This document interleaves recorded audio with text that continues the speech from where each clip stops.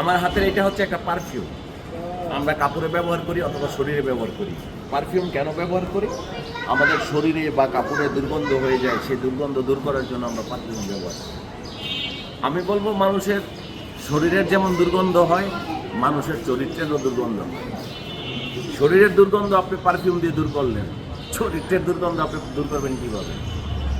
আমাদের সমাজে গ্রাম শহর, সরকারি প্রতিষ্ঠান, বেসরকারি প্রতিষ্ঠান, বিভিন্ন প্রতিষ্ঠানে প্রতিনিয়ত মানুষকে মানুষের কাছে যেতে হয়, মানুষের সাথে মানুষকে মিশতে হয়, লেনদেন করতে হয়, দরবার করতে হয়, কাজ করতে হয়, মানুষকে মানুষের সার্ভিস নিতে হয়।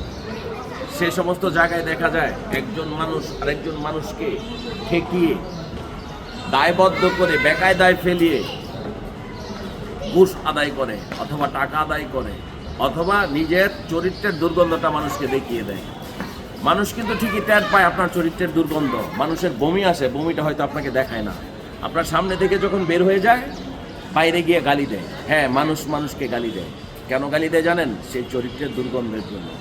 হয়তো মানুষ লেখাপড়া করে বড় ডিগ্রি অর্জন করে, বড় পজিশনে বসে, বড় চেয়ারে বসে, বড় জায়গায় বসে, তাতে তার চরিত্রের দুর্গন্ধ দূর হয় না। লেখাপড়া, সার্টিফিকেট, শিক্ষা মানুষের চরিত্রের দুর্গন্ধ দূর করে না। চরিত্রের দুর্গন্ধ দূর হয় একমাত্র তার আদর্শ দিয়ে, নীতি দিয়ে, মানবিকতা দিয়ে, নৈতিকতা দিয়ে, সততা দিয়ে।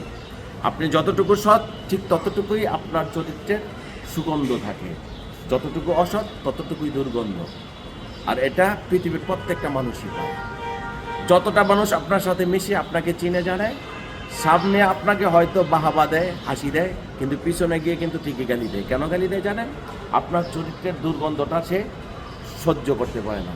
তাই শরীরের গন্ধ নয়, জামার গন্ধ নয়, মনোযোগ দিন চরিত্রের গন্ধের দিকে।